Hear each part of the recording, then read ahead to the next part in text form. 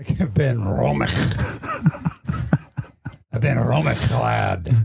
You got that, lad. That I do. Sometimes I drink Ben Romic, and it's so ashy. I wake up in the middle of the night screaming and wailing like a wee small boy. So as you can tell, we have a serious episode today. Yeah. We actually have a guest on today named Aaron Rapf. He is running for city council in Lake Oswego, Oregon.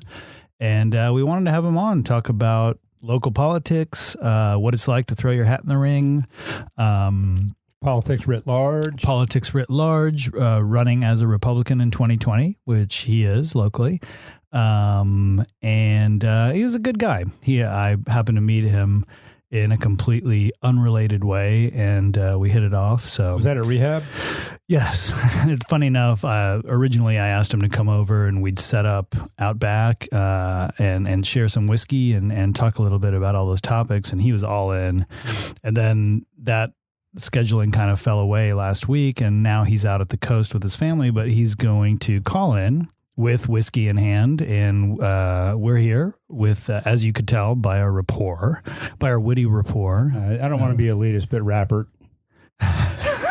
By our witty rapper. Just saying, and just so everybody's positively clear, I was kidding about the rehab. No, for sure. And we don't want to support, sound like we support quitters. Right, exactly.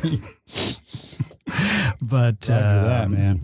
Yeah. So thanks for listening, guys. It's been about 3 weeks since we did an episode, and that's because Marty and I have been out of town and out on some adventures. Took a trip together out to Wyoming, which is pretty awesome. Just took a little break and kind of got ourselves gathered, and we've got a lot of good episodes lined up for you now, starting with today featuring Aaron Rapf. Spit that shit out, man! That's on flip script.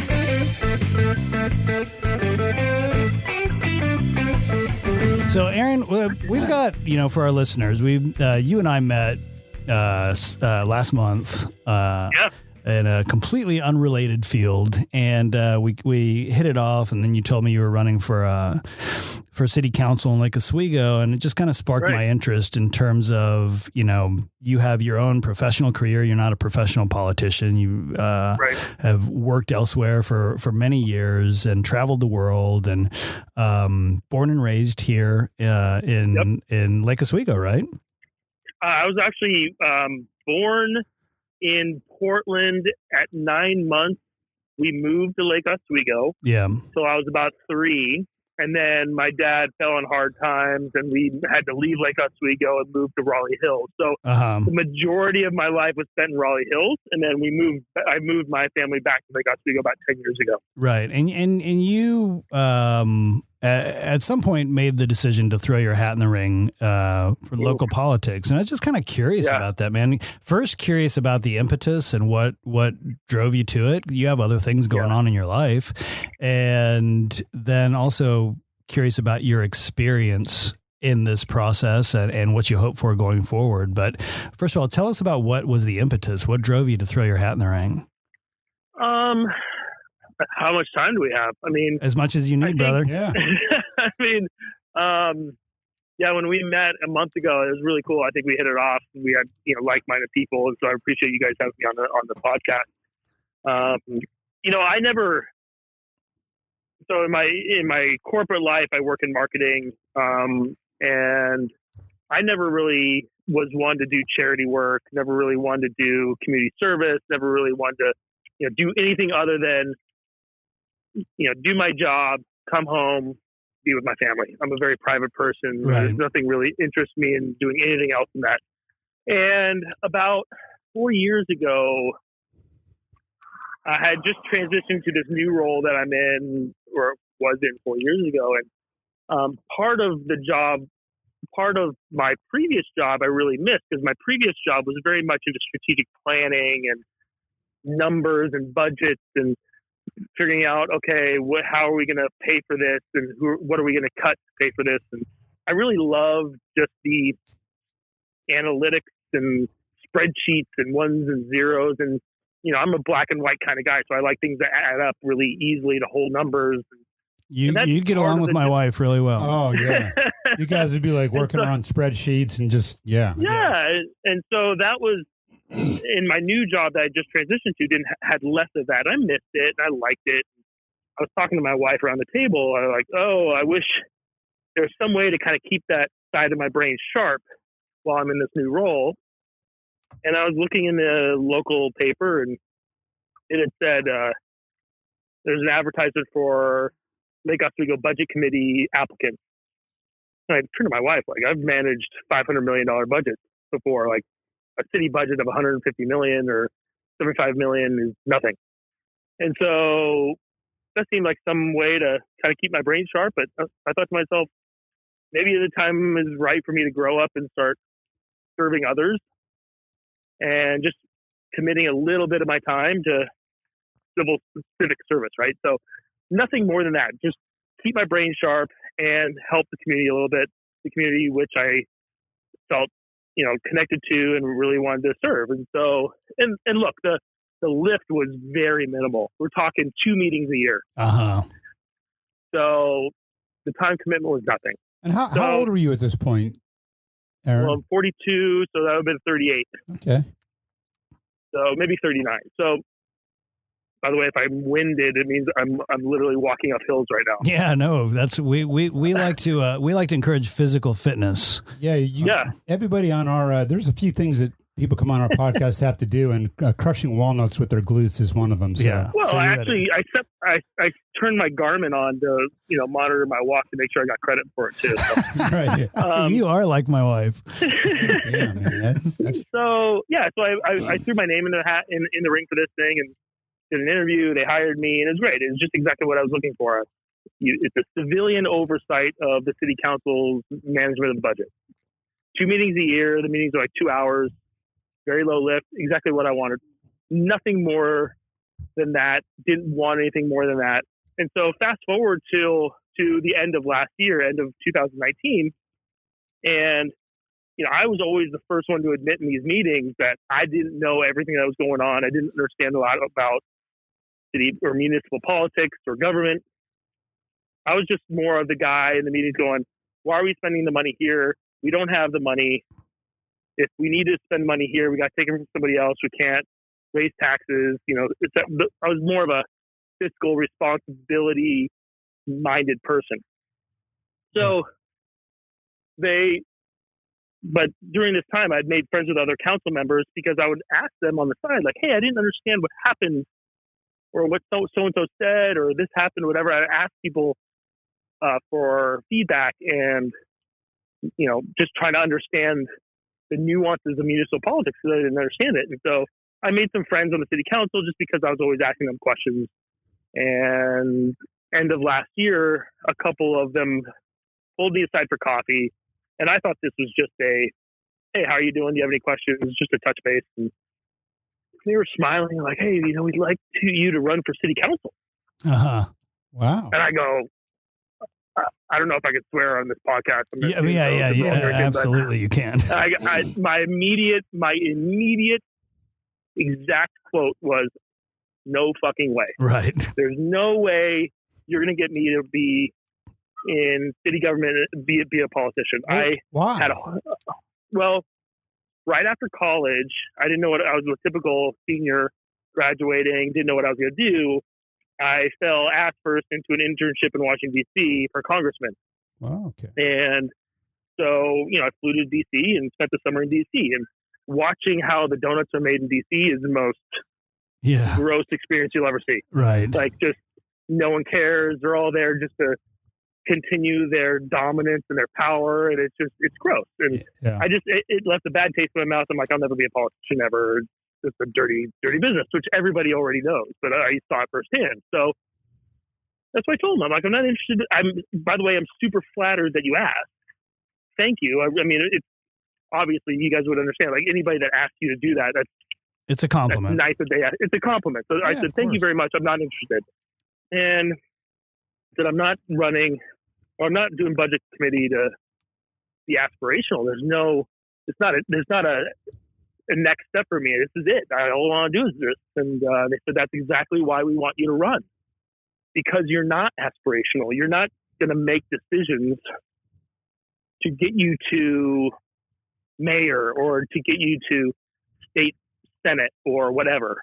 Yeah, did you? And I go, I'm sorry, Aaron. I didn't mean to break your flow, but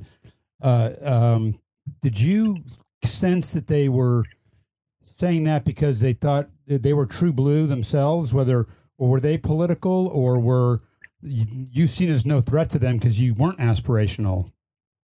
there was no threat. I think what they saw in me, and they told me flat out, the fact that I was a person that had no real look. I'm a registered Republican. You can look it up. It's a public thing. I believe in small government. But when I was on the budget committee, I never brought that out. The only things I would ever say were, hey, if we need to pay for something, we got to find money for it in the budget. We can't ask for our people to, raise their taxes. So right. that they appreciated that as kind of fiscal conservatives. And I think that's what they were attracted to with me was, here I am, a 42-year-old, younger family guy in the city who's like-minded and who's going to try to keep the budget on track. It was no concern of my social politics. It was more of, hey, this guy's going to care about the budget. He's going to care about keeping taxes low and making the right decisions financially. That was it. It didn't have anything to do with your savage good looks and charisma?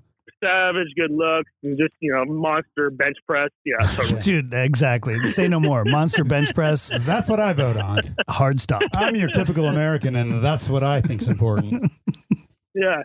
And so it was weird. And so when they said that because you're not ambitious, you're going to make decisions that are right for the city and not for what gets you the next step. That was, and look, it was weird. It's too coincidental but they had no idea about my experience in DC. So that really struck a chord with me because that's exactly what was my mindset. I don't like politicians that are politicians for a living. Right. And so I'm like, okay, let me talk to my friends. Let me talk to my family and my kids. And, everyone is super supportive. They're like, of course you should do it. And by the way, it's a volunteer position. There's no money in it. Right. And so, and then I started thinking, the guilt starts happening. If you think about the Lake Oswego, you want to leave for your kids and you want them to inherit the beautiful place that it is. And so if someone has the confidence in me to ask me to run, who am I to tell them no? Right. And then if, my kids grow up and like, hey, Dad, I heard that someone asked you to run, but you didn't. And why not? Then I'd feel like a total asshole. Right, exactly. Right? So then it just felt like I was obligated to do it. At least try it. So that's the story. And it's funny because that does seem to fit the concept that was at the founding of the country. Right, was not career politicians, but regular people, government by the people, right? By the people, and well, now you're drawing a parallel between me and our founding fathers, which I just cannot accept. I'm sitting here walking the streets of Manzanita with a cocktail in my hand. You're comparing me to George Washington, but you're applying the principles there, and you're applying the principles. Is what I'm saying. I know what you're saying. You're saying that the people are doing it for the good of trying to just have the eye towards the future of a great place and screw everything else. Just let's try to make this a beautiful place. And that's exactly why I wanted to do it. And Alexander Hamilton actually did like to surf at Short Sands. There used to be almost no one there when he went. Yeah. He stopped once it got crowded. He stopped. I thought that was Laird Hamilton. I think the inscription on the log outside Short Sands still says "No coops allowed." Alexander Hamilton. Hey, Ben Franklin used to open his doors naked every morning and just sit there for 5 minutes breathing in the fresh air. So cold air in the middle of the winter in Philadelphia. Yeah. Alexander Hamilton and Ben Franklin, they hated coops, man. Yeah, that's right. Rightly so. I love Ben Franklin. That's funny. His book, The First American. So now, how long's this campaign been active for you? I would say so I made the decision to run probably beginning of the year, but really didn't start to cook until probably right when COVID started. Okay. And that's when I mean cook, I mean that's when I hired my campaign manager. It's just a friend. He's doing it, from on a volunteer basis. But then we quickly realized that we needed help. And so then you start thinking, well, how bad do you want to win? And you have people getting into your grill about, hey, you need to win. We really need you. Here's a consultant that we've used, and they will help you win. They'll do all the kind of back house stuff. And to be completely honest, we would never have gotten this far without them. Like, we thought this was just going to be a simple, hey, we're going to put a banner on my car, go down the street for the 4th of July parade, raise a couple $1,000, and it's a shoo-in, right? You had COVID, the protests, the Black Lives Matter movement, just the schools shutting down. All these things have created such an idiosyncratic political environment that we had to do more. We needed help, and so we hired a consulting firm to really do the work for us. That is the stuff that everybody sees. So they're doing the Facebook page stuff. They're doing the photos. They're doing the Instagram. They're doing the videos. They're doing they're helping me write forums and, working on questions and answers. And then where my focus is really been since March is fundraising. So all I'm supposed to do is get on the phone and ask people for money, and then tell them why they should vote for me, and then do the online forums, the debates, and then they do everything else. And honestly, we would never have gotten this far without them. Interesting. And why is that? Yeah. Because everybody else is also doing that? No, because there's so much stuff to do, and total. I have to kind of call myself out for being naive. I thought this was just an easy kind of municipal little small town race, and it's not, and none of them ever are. And so I don't have time to manage a Facebook page. I don't do Facebook. I don't have time to organize a photo shoot. I don't have time to do mailers and order the signs and design the logo, and they do all that. It's crazy how much goes into this stuff. So it's really like you said, there is no little small town race anymore. None of them are. No. And I wonder if that's a barrier to entry for people who maybe would throw their hat in the ring. I love that you brought this up, because this is what we talked about when we met each other, which is the one thing win or lose, the one thing I do hope that comes out of it is more young people feel comfortable to get involved and do these sorts of things. Yeah. And they don't for several reasons. One of them being, they think to themselves, I got a full-time job, I'm raising a family, I don't have the time. Right. So I'm trying to show that, well, you can find the time, you can do it. But I think a lot of people think like, wow, I don't want to have to raise all that money. I don't have to do all those phone calls. Yeah, I mean, I do think it's a barrier to entry. And to be honest, if I knew that it would take this much when I first decided to run, I probably wouldn't have run.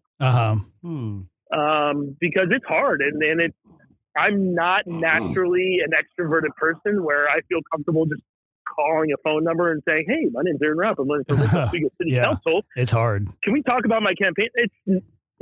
I'm doing every day. I'm doing the two things my mom told me I should never do: talk about myself and ask for money.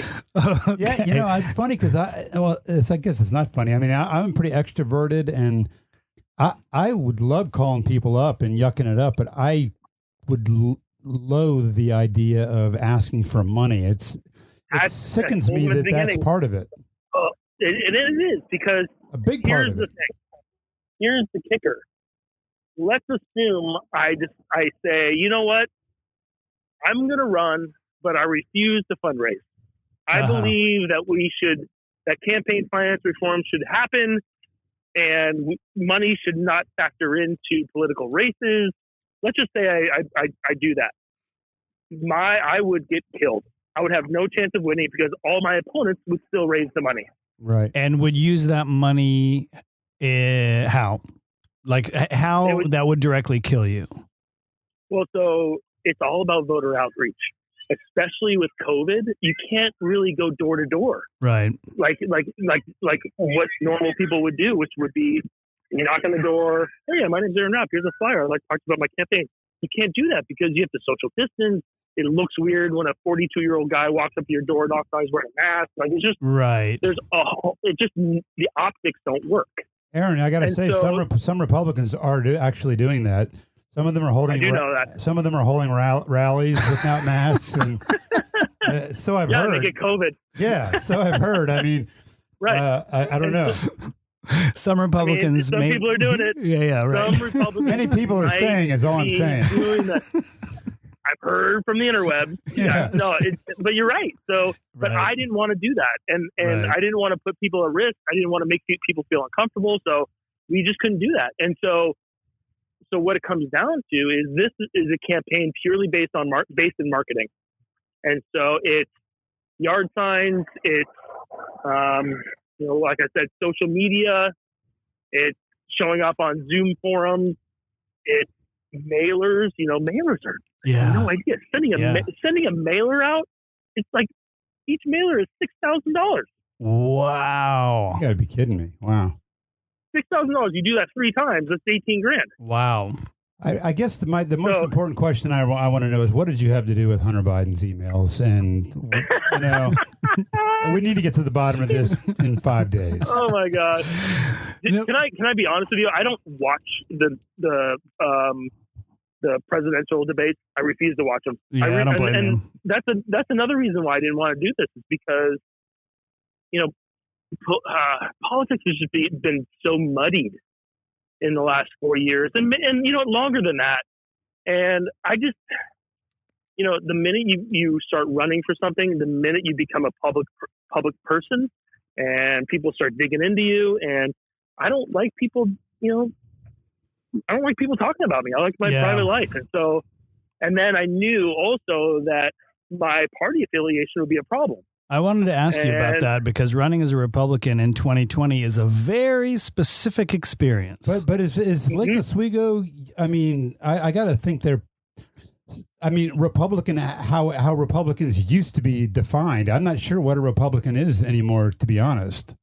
It's funny. A lot of people forget their history. Right. But the Republican Party was the party to abolish slavery before the Civil War. And so, or I should say during the Civil War. But that's when the Republican Party was kind of created. And Abraham Lincoln, who was a Republican, was the one that did it. So I think now, I don't think that's the Republican Party today. I think the Republican Party is more just like the Democratic Party is more. The Democratic Party back in the Civil War was a pro-slavery party, right? So it's, things shift over time, but to me, the Republican Party, what it means is small government. It means I would. I'm sorry. Go ahead. No, I want you to finish that thought. No. Go ahead. It's a conversation. Well, I was going to say, the Civil War comparisons are tricky because they're just tricky. But I would say from Ronald Reagan to now, and there's a Chinese saying in the Tao Te Ching that governing and government should be like cooking a whitefish, very lightly with the smallest touch. I love it. And I do love that part of it. I feel that way also, but I'm also feel very socially liberal about live and let live. I'm the same way. So if you were to ask me what my political affiliation is or my party, I'd say a Republican. And if you got deeper, like, okay, well, socially, where are you? I'm like, I'm a social liberal. Right. I believe in a woman's right to her body. I believe in, I'm a social liberal. I'm a fiscal conservative.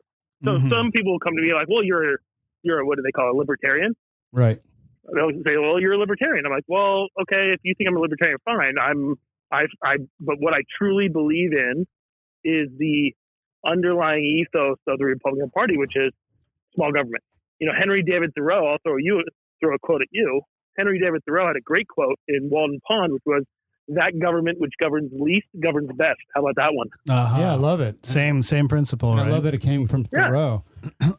So I assume you've kind of had to absorb some slings and arrows in 2020 running as a Republican, given who the president is, and like how I guess this is my way of asking how dirty has the process been? Has it, and I have a follow-up question to that, but first, how dirty do you feel the process has been, above board or below board?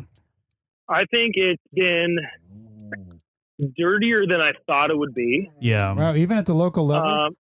Yeah, and that's what makes it so shocking to me is it's dirty even on the level where no one's getting paid to be in these offices, right, of Wow. city council, right? Yeah. And so, and even city council races are supposed to be nonpartisan. So if you look at the voter pamphlet that we got, they don't list our political party. Right. And so one of the things I always do whenever I'm on these all candidate debate forums, the first thing I always do, because when I agreed to run, I ran on under one condition. And the condition was I would never talk dirty or disparage another candidate. Uh-huh. I told the people that asked me to run, I said, I will run, but I will never run a negative campaign against anybody. Because I felt that anybody that's willing to throw their hat in the ring to help run the city should be applauded. Yeah. Regardless of political affiliation. Yeah, I agree with that. I think it's beautiful that people want to help. I think it's admirable. I mean, some people think when I lived in Texas, they called me the craziest liberal they've ever seen. And when I lived in San Francisco, they said I was the craziest conservative that they've ever seen. So it's like, I feel like I'm right. I'm in the right place. I mean, I am for me, but I like what you're saying. I agree with that. I mean, but I'm new to this area, and I guess it seems like Lake Oswego would be probably a Republican conservative. It's an affluent fiscally. Yeah. They're not socially conservative, but well, I don't know, Aaron. You tell us because you have more history in that area. Good point. My impression is you find plenty of fiscal conservatism, and I think probably an increasing amount of social liberalism. Liberalism. Yeah, I think you're right. Yeah, I think. I don't know how to say this. My impression. I haven't done any work into this. I honestly haven't. My platform is basically I'm going to run on my platform. If you don't want to vote for me, that's fine. I'm not going to try to read into the metrics and try to game the system. If I need, I'm going to try to play this and that, and I'm going to, appeal this number. I don't do that. So, smart, man. That's when you become fake. When you start doing that, that's when, and people can smell that. Yeah. I think majority of people who start raising kids and own a home go very quickly into the fiscal conservative mindset, which is, okay, like, I need to save money for my kids' college. I want to make sure I keep my house. I want my house to go up in value, so I build equity. And I'd like to retire and not work for the man until I'm 65. Mm-hmm. Right. I think that's the majority of people would say, I don't want people to take more money from me. Right. And I think, well, I can't assume what other people feel like, but that switch happened. Look, when I was in high school, I was an idealist. I was very, very liberal on all sides. But I think everybody in high school at that age, because you're finding your own voice and doing all that. But for me, the minute I had kids and had a family and bought a home, like, whoa, wait a minute. I am paying how much in taxes? Yeah. Like, how much is getting out of my paycheck? Well, okay, I have a certain number of expenses. And if they're taking this much, my expenses don't go up if my taxes go up. So I got to figure this out, right? Right. So, and more importantly, how is it being used, right? This amount's being taken out. So how exactly is it being used? And I agree with you 100. I think people want to know where it's going. And so that for me was the shift.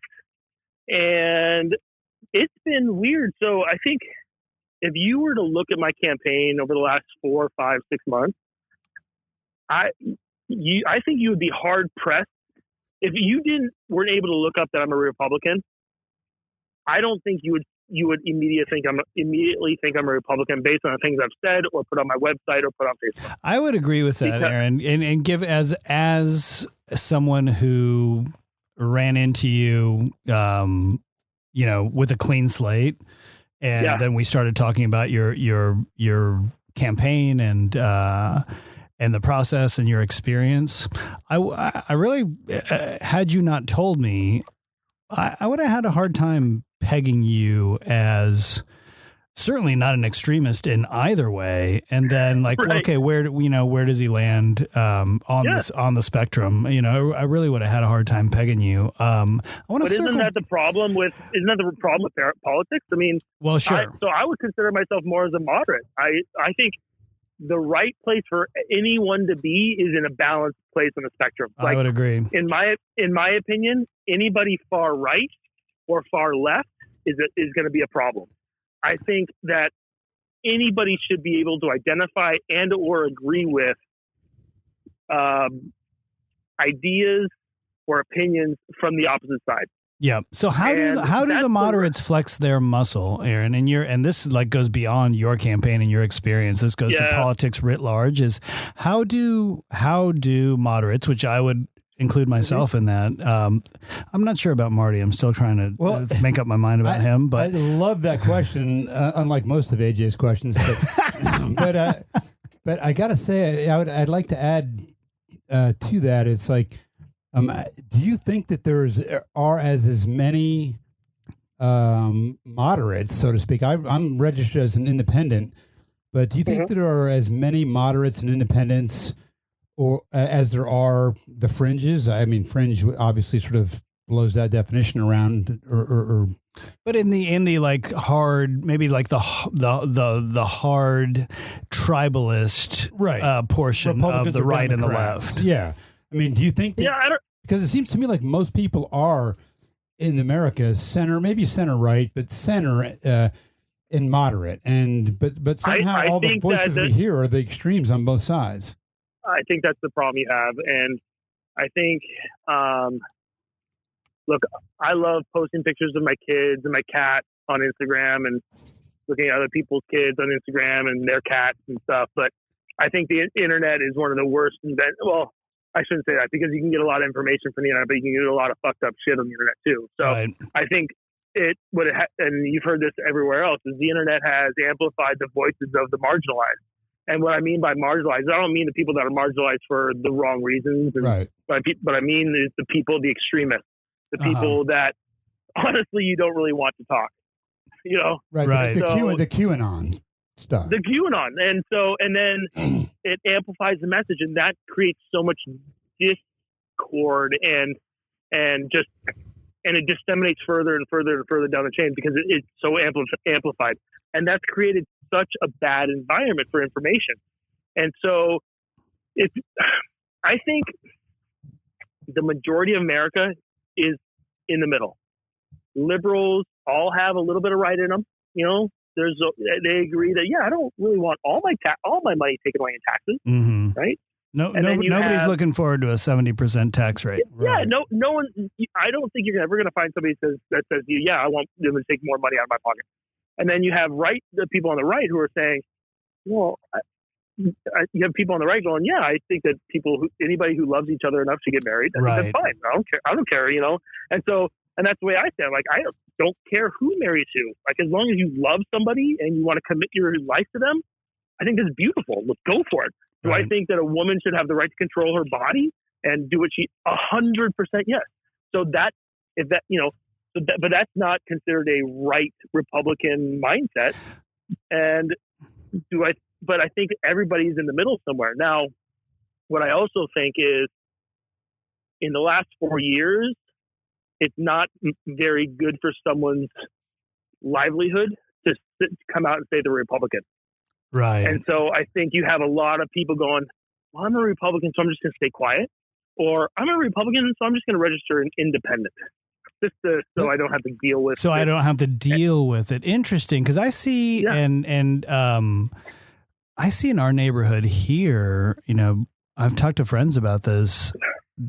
I see zero Trump signs in front yards, and generally speaking, most houses But have they're out zero there. signs. But there are people that are going to vote, right? And if there are signs, they're Biden-Harris signs, and so there definitely is this sense of I'm not going to deal with the blowback. I don't feel like dealing with the blowback. There are Trump voters who are just staying quiet, not getting involved because there's too much static by coming out and saying you're a Republican or you're going to vote for Trump. Right. Now I'm going to be very clear. I'm a Republican, but I believe in the Republican Party, and I believe in the less government is best. But I'm voting for Biden. Right. And I tell you why. Because one, Trump's an asshole, and two, the way I see it is, if I want the Republican Party to survive in the form that I believe it should be, Trump needs to go, because he's giving the Republican Party a horrible, horrible reputation. I be honest, Aaron. I already considered. I think the Republican Party is doomed. I mean, it's done. I think it's close. They're Trumpists. It's real close. You're a Trumpist, and so where is everybody that is like Aaron? And there are many people, take the Lincoln Project, which I love the stuff they're doing. Take someone like Bill Kristol, who I haven't historically agreed on everything, but all the intellectual where do those leaders, people all go? All the intellectual leaders of the conservative movement have abandoned Trump. I don't know. There's no better time for a third option, but can it happen? That's the question I was going to get to with you. Until AJ intellectually hijacked me and then made it even a better question. But no, I mean, like I wish a third party would emerge from all these people in the middle that are sick of the bullshit on both sides, and call themselves something else. But you can't call yourself a Reagan Republican if you support Trump, in my opinion. I mean, I don't necessarily disagree with everything that Trump does or says. I mean, I'm a strong pro Second Amendment guy, but I'm also a strong pro-choice. So it's like, pro law enforcement. But by the way, it's not. Everyone needs to. I think everybody in the country. First of all, I want to be clear. I am not an expert in any of this, so these are my opinions. Yeah, right. You're John Q. Citizen who's thrown his hat in the ring. I'm John Q. Citizen, but here's the other thing that I've realized very quickly is none of these issues are zero. None of this is a zero-sum game. Holy shit! You can like your guns and believe that women are equal citizens. Isn't that funny, man? Isn't it crazy that you can take gun control, abortion, and climate change, find where what someone believes on one of those, and you can guess how they're going to claim to believe on the other two, and that should not be the case. We've forgotten what it's like to just have a beer with somebody and realize that there's so much more in common. And look, this is now cliche, but we have more in common than we have differences. And so the minute we put someone in a box of, they're a gun-toting idiot, and I'm sure they're voting for Trump. I don't like that guy. He's a racist. Isn't it funny, when you man? You asked earlier about how dirty politics are in municipal politics. That's what people are doing.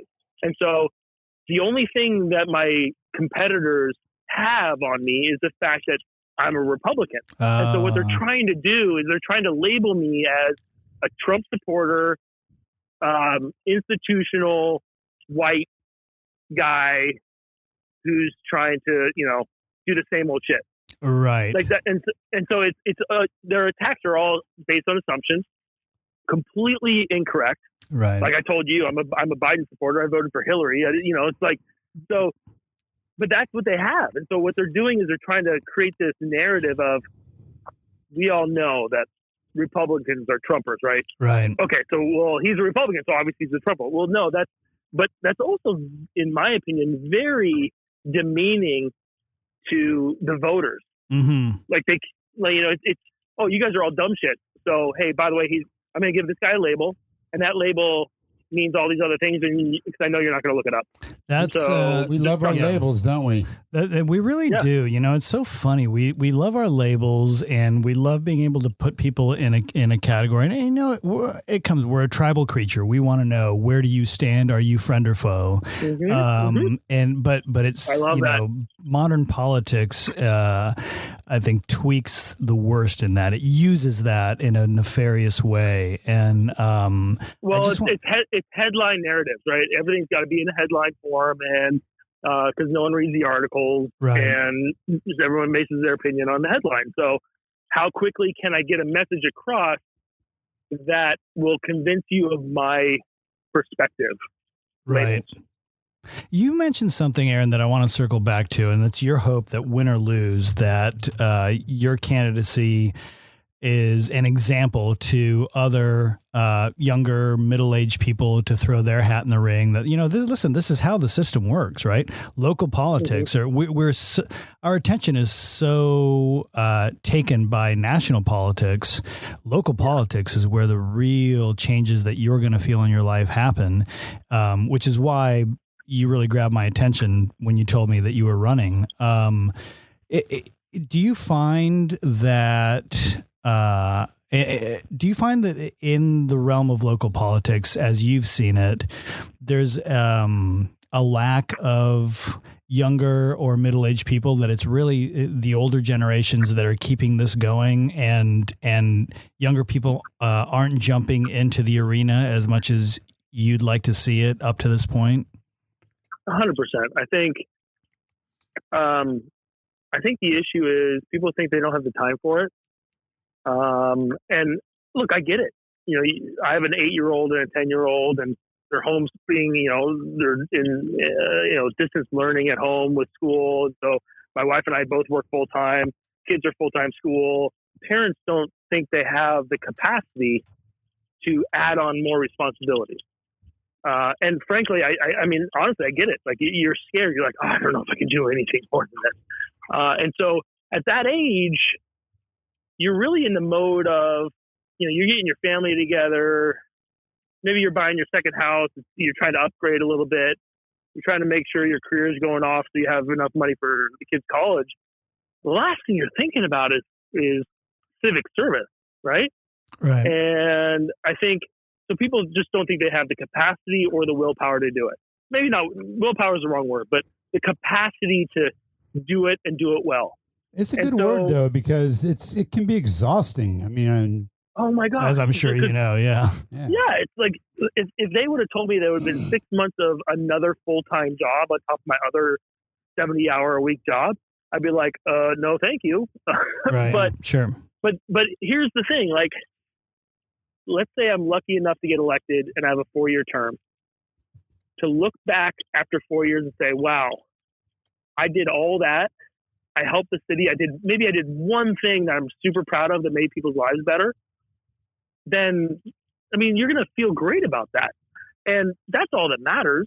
Right. And to say that you helped your community and helped the people around you to live better lives and bring the change that you want to see. That's the other thing. Like, we all talk about, we want change. Mm-hmm. Everybody talks about, we need change. But you know what? How many people actually say, you know what?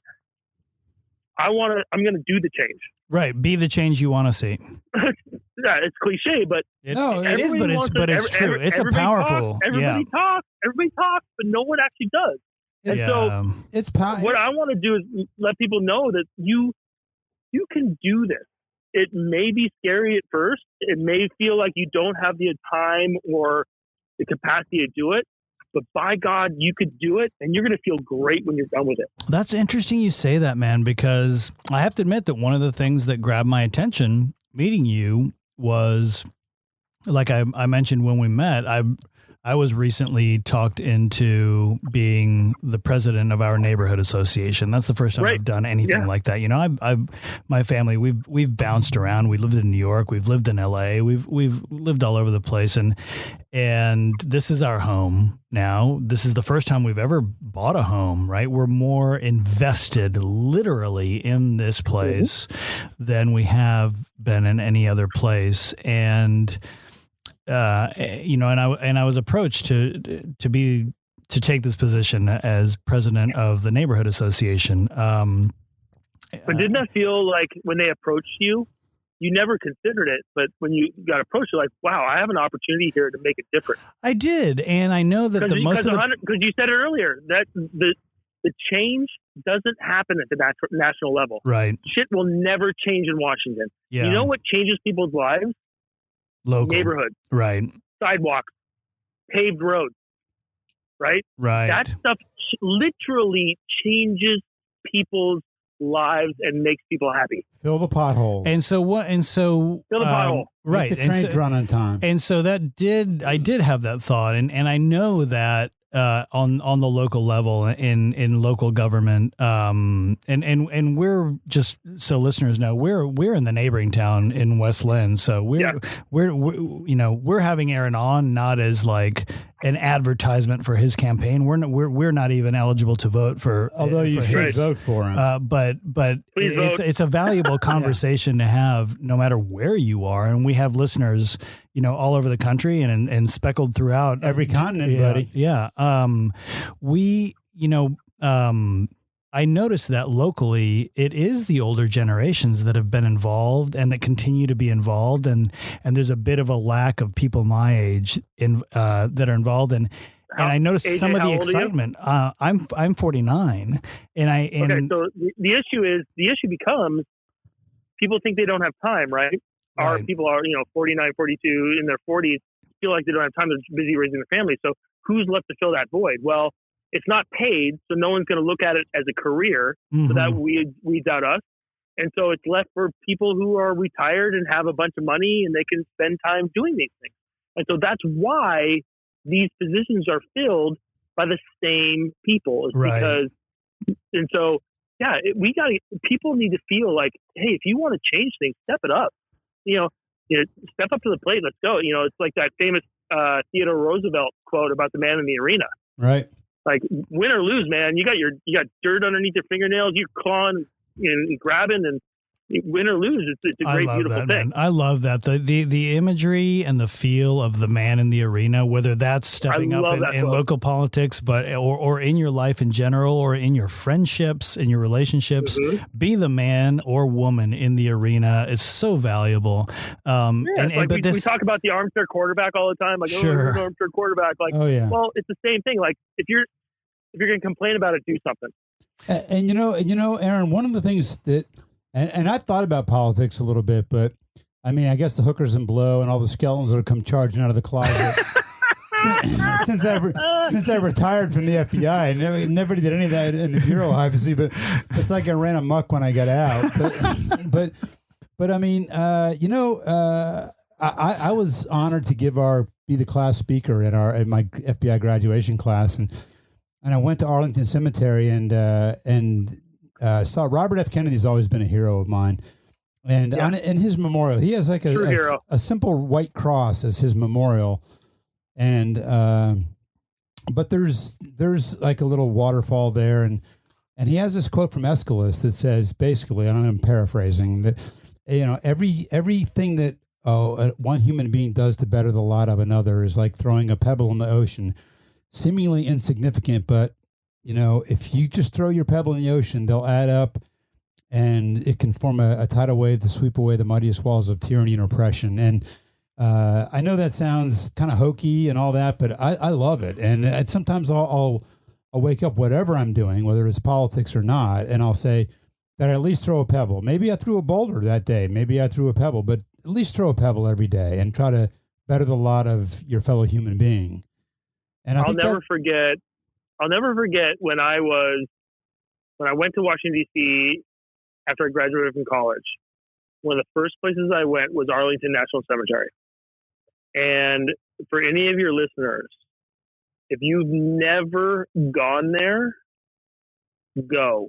It is the most humbling experience I've ever had in my life. It's so poignant. Just the expanse of white crosses across the land. Like it's mind numbing, because it's just shocking that the human cost of what our country is and has stood for. And I think that that's representative of why people should stand up and help, and why people should stand up and serve. And it's not just, yes, it's easy to say, well, look, I got a full-time job and I got kids and homeschool and the whole thing. It's really easy to say that, but if you can do one thing, like if you can find 1 hour a week, what would you do with it?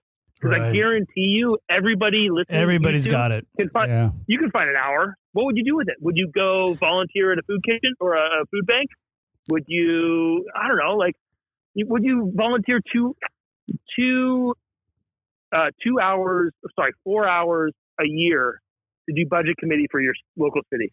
Right. Yeah, and or maybe the planning commission, right? It all matters. It all adds up to seeing those crosses in Arlington National Cemetery. Like, you can have an impact. And I would add that, and I know you completely agree with this, but and I'm not trying to be like Mr. PC, but there are Stars of David and crescents in those in Arlington also, and it just really reinforces the plurality of America and our ideals and what we're all here for the same reason. Yeah, and it's an idea. It doesn't matter what color skin you are. It doesn't matter what religion what God you believe in. We're all here because America is awesome and beautiful, and the people here are beautiful and awesome, and we're all trying to make our kids' lives better. Well, some people are less beautiful, but yeah, I take your point. I take your point, but that's the Glenn. I mean? Aaron, that's the Glenn. Homely people out there. That's the Glenn Fiddick talking. We're all just trying to make our children's lives better than ours. Yes, absolutely, man. Roger and that. to bring the whole thing full circle, Aaron, like you said, you felt when you were first approached, like you've been concentrating on career, you've been concentrating on family, you have your personal interests, of which surfing is one, and we share that. It is. And by the way, I got to have you out to my beach house. We gotta dude, anytime, man. I'm so. Drink your booze. I'll tell you right now that one of the things that I love about surfing in Oregon, and like a lot of our listeners know, I 3 years ago moved up here from Southern California, is you really got to want it here. You really got to want to surf, right? You can't be wishy-washy about it. The water's cold. You got to drive a little bit farther. The fish are bigger. Ooh. You've got to, if you're going to a place like Short Sands, you got to walk a half mile through forest to get to the beach. Get eaten by a shark. You got to want it. And when I'm out in the water here, I know I wanted it, and there's a different feel to it. And by the way, looking back to the shore, to beautiful Douglas firs, and I feel like I'm in a beer commercial, doesn't hurt either. Yeah. I showed you that Henry's commercial, it's the best. It's the best. I love it. But like you said, you felt like you've concentrated on things in your personal life for so long. When are you going to give back? How are you going to give back? And that's what kind of led you down this road. And there are different ways of giving back. But I think that question that you asked yourself is one that's going to resonate with a lot of people. It resonates with me. When am I going to give back? To something that's outside of my household. And man, I just want to thank you for being so generous with your time. I want to be respectful of your time right now. Get back to your family and have a good time out there in Manzanita. But you're in the last week of the campaign. Where can people go to find out more about you and your positions? Yeah, so my website is www.aaronrapf4lo, Rapf being spelled RAPF. That's my website. I think you can find me on Instagram and Facebook at Aaron Rapf4lo. And that's the number 4? The number 4, yes. Okay. The number 4. I think, look, I really appreciate you guys having me on and really just helping beat the drum for more younger people to get involved. And it has nothing to do with political affiliation. It has to do with, if you really want change, just go out and do it. It doesn't take as much time as you think, and it's really good for you. And you can get so much out of it. And win or lose, I feel so fortunate to have gone through the process. Yes, it's hard and it's stressful, and you hate it when people take pot shots at you who you've never met. But it's it is a beautiful thing, and it doesn't have to be ugly. And yeah, I'm just, look, hopefully I get elected, and hopefully I can do great things for the city, and maybe change one thing that can be better for the kids of the next generation. So just want to say, Mr. Aaron Rapf throwing his hat in the ring. Aaron, we're going to sign off. Thank you guys for listening. Stay on the line, dude, because I want to say bye to you. All right. See you, Aaron. Thanks, guys.